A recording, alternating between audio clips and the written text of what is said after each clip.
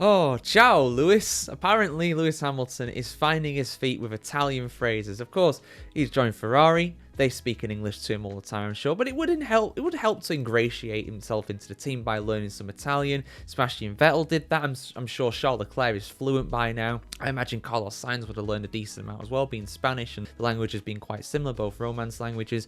Michael Schumacher, back in the day, he learned Italian. I'm pretty sure he was fluent too. Kimi Raikkonen probably didn't learn a word of Italian, to be fair, Kimi, but in all seriousness, I am glad that he's at least putting some effort in. So let's have a look at what he's been learning here. Has he been on Jingo? Has he been learning Italian from a teacher? Let's find out with this article here on the F1Chronicle.com. Lewis Hamilton's acclimatization to Ferrari has brought a fresh challenge, mastering a new racing vocabulary as he trades Mercedes' familiar calls for Maranello's Italian flair. The 7-time world champion, famed for Peter Bonington's Hammer Time radio cue, parted ways with Bono, now paired with rookie Andrea Kimi Antonelli over at Mercedes, joining forces with Riccardo Adami, the ex-engineer to Vettel and Sainz. So Adami is his new race engineer. Bono has stayed on a Mercedes and will be the race engineer for Antonelli, just to clear that up there. At Bahrain testing, Hamilton told reporters, "I don't know how it would sound with an Italian accent, so I have to find an Italian word, probably.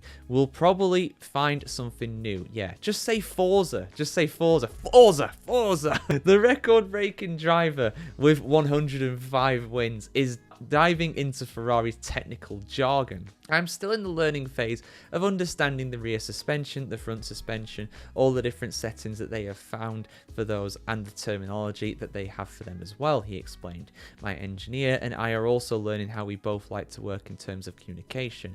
So after every session, every time I go out basically, we're making adjustments to the information that I give him and vice versa. Roll is still roll. Anti-roll bar is still anti-roll bar, but it's some of the other parts of the geometry which there's different words for. So I've got it all on my computer and I'm studying it each day and night to make sure I understand what they're talking about to these different components. Beyond the cockpit, Hamilton is tackling Italian, chatting in basic phrases with factory staff and media. It's part of the learning process and that's what makes it exciting because it's all new.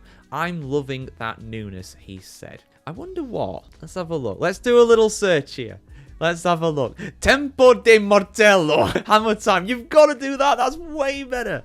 Either that or Forza. Those are my two suggestions really for that, Lewis. Although, of course, you won't be watching this unless you are on Microsoft or on MSN when you're procrastinating from your Italian lessons. Which, if you are, ciao, bene. Yeah, no, honestly, I think it's great that he's doing that. It's only a little thing at the end of the day, and I'm sure the cynics will be like, oh, he's being paid 50 million quid a year. Of course, he's learning basic Italian. Trust me, he wouldn't be the first driver to drive for Ferrari that wouldn't know word one of Italian. I seriously doubt Kimi Raikkonen learned any. I severely doubt that Nigel Mansell could speak any back in the day. Although they did love him of Leone. But yeah, I think he's gonna. I really want him to do great at Ferrari. It's the romantic story, the greatest team, the greatest driver. In terms of statistically, obviously, I know it's subjective in terms of who the best driver is in Formula One ever. Personally, my take is Ayrton Senna, but that's just my opinion.